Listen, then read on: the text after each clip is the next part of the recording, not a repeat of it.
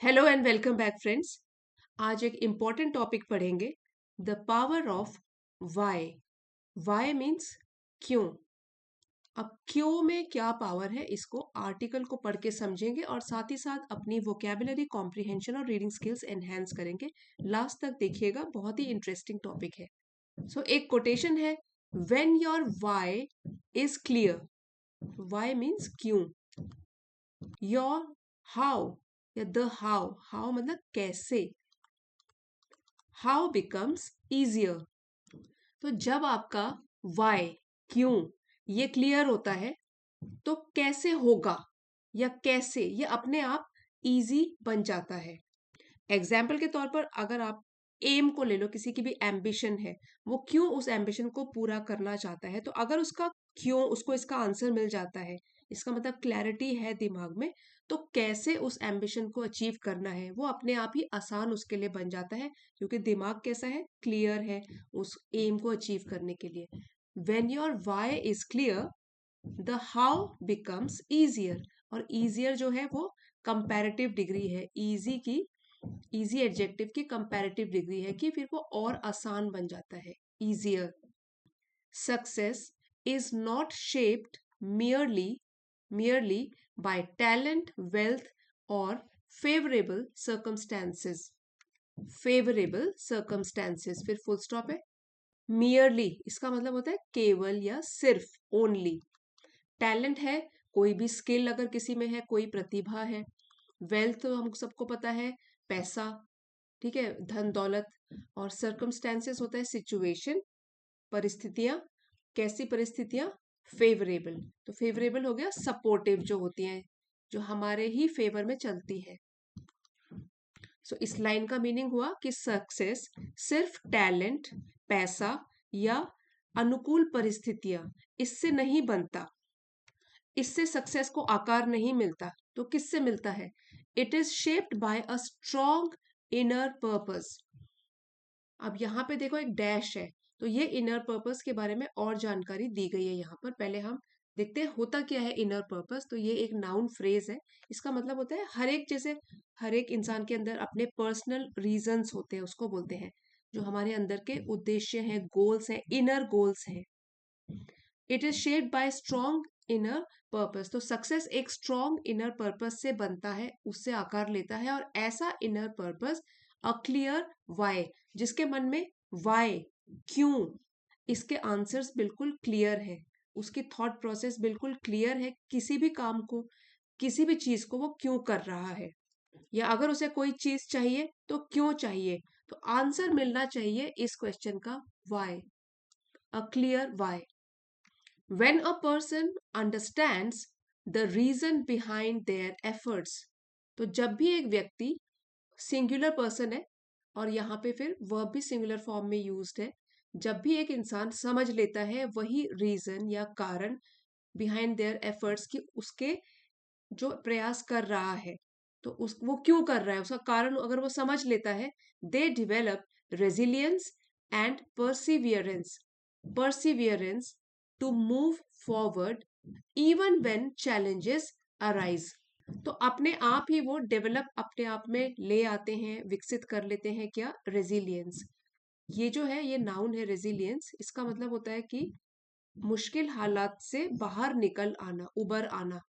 और परसिवियरेंस, ये भी एक नाउन है, इसका मीनिंग होता है लगातार एफर्ट्स करते रहना, चाहे परेशानियां भी आए, डिफिकल्टीज भी आए, तो इसको डिटर्मिनेशन भी बोलते हैं। जब कोई भी पर्सन या व्यक्ति ये समझ लेता है कि वो किसी काम को क्यों कर रहा है, तो उसके अंदर जो भी मुश्किल समय में भी आगे बढ़ता रहता है, जो भी डिफिकल्टीज आती हैं उससे वो पार आ ही जाता है, रास्ता खोज लेता है, क्योंकि उसमें क्या आ जाती है, रेजिलियंस, मुश्किल समय को भी पार करने की जो स्ट्रेंथ है वो आ जाती है। This inner purpose acts like an invisible force helping one overcome doubt, failure and uncertainty।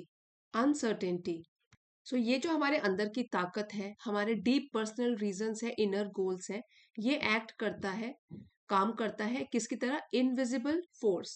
तो इनविजिबल फोर्स मीन्स जो हमको दिखाई नहीं देती, लेकिन वो एक ताकत है जो हमको हेल्प करती है, हेल्पिंग वन, किसी को भी जो हेल्प करती है ओवरकम, पार निकलने में, ओवरकम करने में, क्या, किससे पार निकलने में, डाउट, शक, फेलियर, असफलता, एंड अनसर्टेनिटी। इसका मतलब है कि जिसमें कि कोई चीज क्लियर नहीं होती, अनिश्चितता होती है।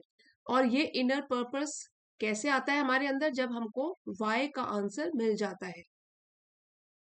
Without a meaningful why, motivation fades and even capable individuals lose direction. So meaningful हो गया कोई इंपॉर्टेंट।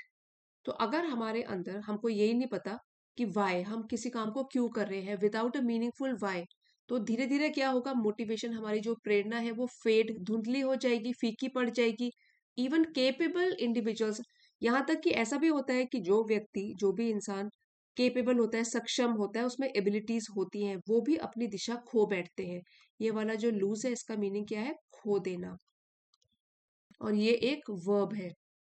सो अगर किसी की भी लाइफ में वाई, क्यों, ये क्लियर नहीं होता, तो मोटिवेशन भी धीरे धीरे खत्म हो जाता है।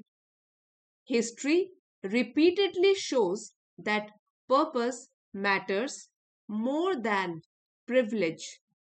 प्रिविलेज, सो रिपीटेडली मतलब बार बार रिपीट करता है, और पर्पस होता है कोई भी उद्देश्य, एम, और प्रिविलेज इसका मीनिंग है कि कोई बेनिफिट या विशेष अधिकार। बेनिफिट बोल सकते हैं, एडवांटेज बोल सकते हैं। इतिहास में भी हमको काफी एग्जाम्पल्स मिलते हैं, बार बार ये दिखाता है कि पर्पस, जो उद्देश्य है, एम है, उसका ज्यादा इंपॉर्टेंस होता है, it matters more than, comparison है किससे, प्रिविलेज, ये होता है बेनिफिट्स। तो चाहे किसी को कितने भी सारे बेनिफिट्स मिले हुए हो, अगर उसका पर्पस क्लियर नहीं है कि ऐसा काम मैं क्यों कर रहा हूं, तो कहीं ना कहीं आगे जाके वो डायरेक्शन अपनी खो बैठेगा। लेकिन जिसका पर्पस क्लियर है, जिसके वाई जो है वो लाइफ में क्लियर है, तो वो फिर आगे ही बढ़ता रहेगा। अभी एग्जाम्पल से इसको समझते हैं। The Wright brothers, Wright brothers थे, ये अमेरिकन इन्वेंटर्स थे, जिन्होंने कि वर्ल्ड का पहला सक्सेसफुल पावर्ड एयरप्लेन बनाया भी था और उड़ाया भी था। अब इनके एग्जाम्पल से समझते हैं। The Wright brothers achieved what many thought impossible, इन्होंने वो कर दिखाया जो कई लोग, दूसरे लोग सोचते थे कि वो इम्पॉसिबल है, मतलब वो पॉसिबल नहीं है, ऐसा नहीं कर सकते। Not because they had superior resources, इसलिए नहीं इन्होंने कर दिखाया क्योंकि इनके पास कोई बहुत ही ज्यादा साधन थे या संसाधन थे। तो रिसोर्सेज इसका मतलब होता है एसेट्स, एसेट्स या अवेलेबल मीन्स और सपोर्ट मटेरियल्स, इसलिए नहीं था, but because they were driven by deep curiosity and unwavering commitment. Curious word से बना है क्यूरियोसिटी, जो क्यूरियस होता है, क्यूरियस, इसका मतलब उसको जानने की इच्छा होती है, तो ये एडजेक्टिव फॉर्म है। अगर आप क्यूरियस हो, इसका मतलब आप बहुत कुछ जानने की इच्छा रखते हो। और क्यूरियोसिटी जिज्ञासा को बोलते हैं, जैसे कि इनक्विजिटिवनेस हो गया, डिजायर टू लर्न।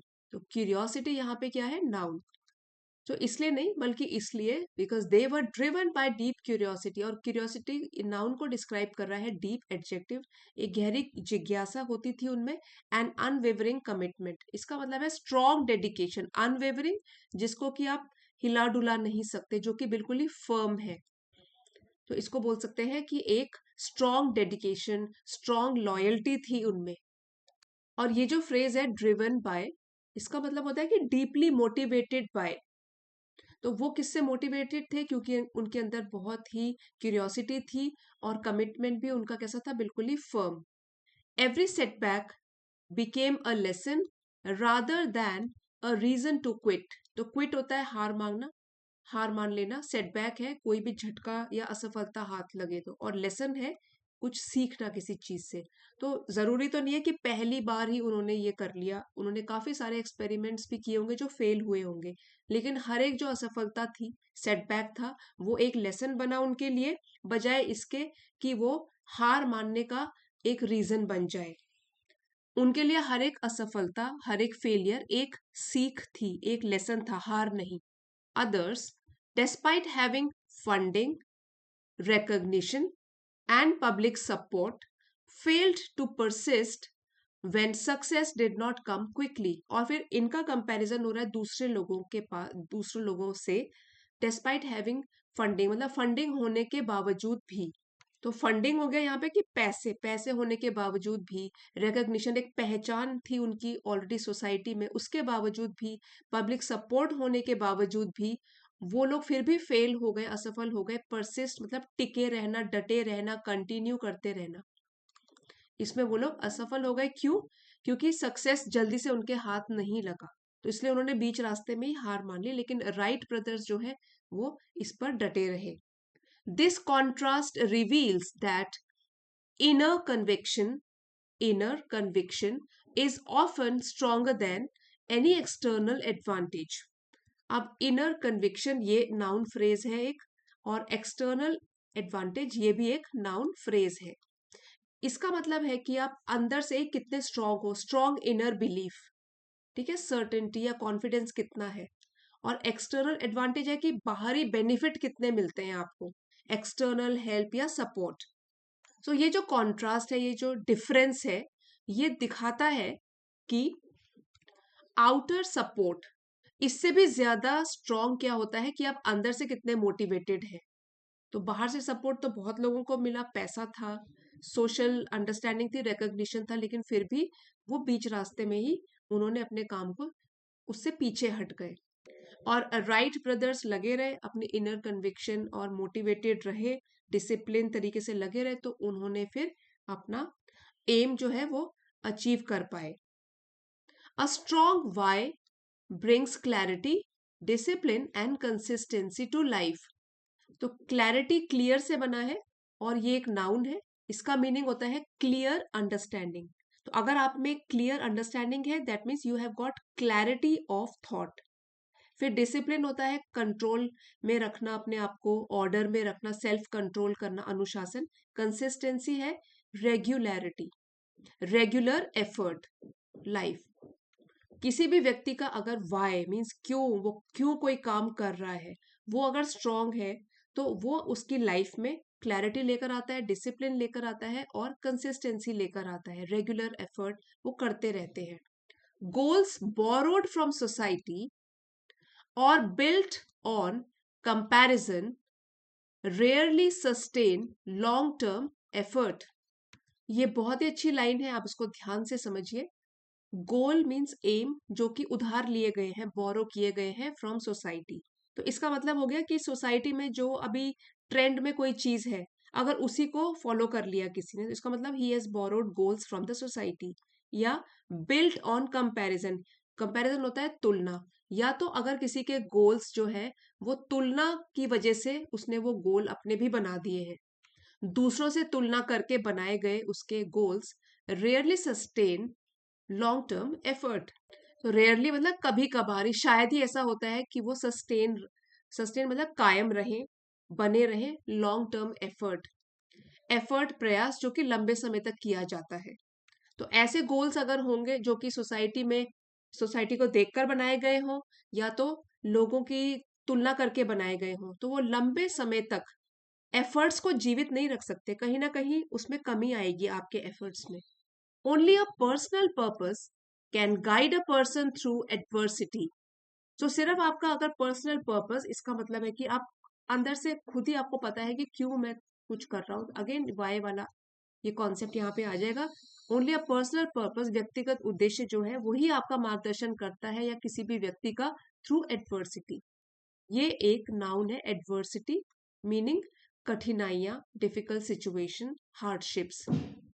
तो कठिनाइयों में भी आपका मार्गदर्शन क्या करता है, आपका खुद का जो पर्सनल एम है।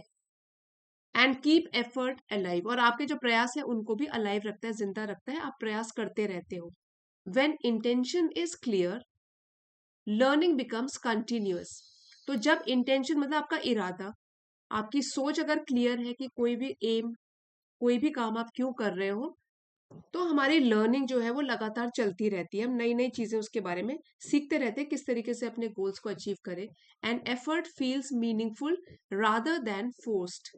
और जो भी हमारे एफर्ट होते हैं वो हमको ऐसे नहीं लगते कि कोई दूसरा हमको फोर्स कर रहा है। फोर्स का मतलब है कोई चीज अगर आपको बोझ लगती है, तो तब आपको जो भी आपके एफर्ट्स होंगे वो मीनिंगफुल लगेंगे, बजाय इसके कि वो आपको एक बोझ की तरह लगे।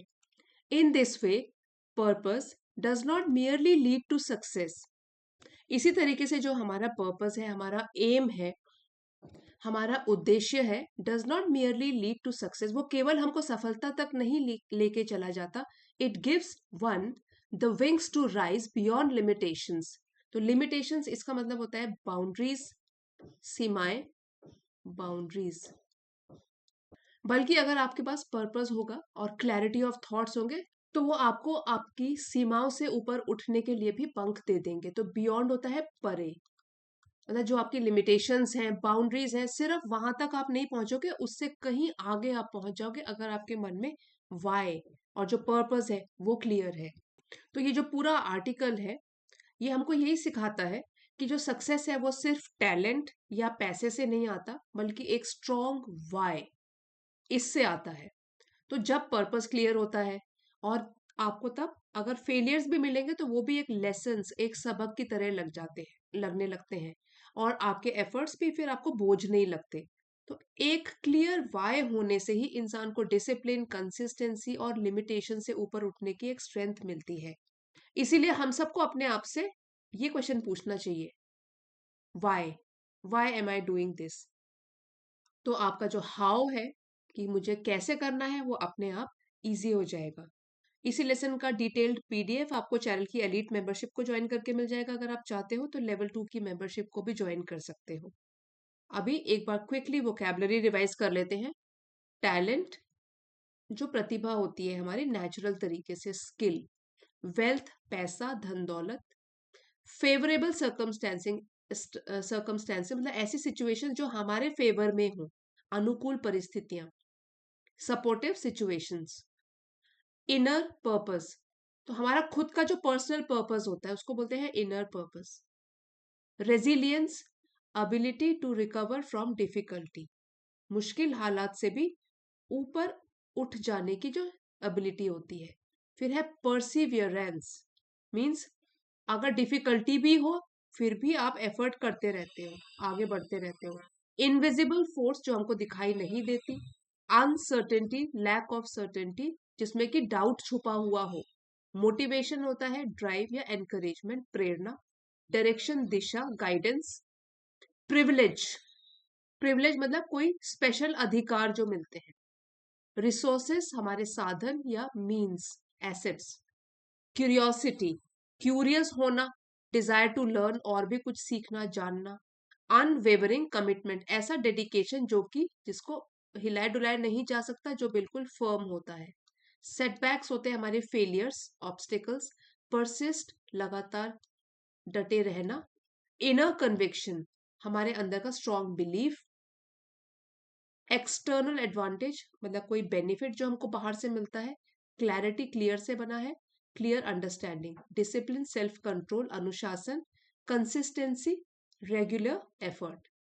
एडवर्सिटी, मुश्किल हालात। इंटेंशन, हमारा कोई एम, पर्पस।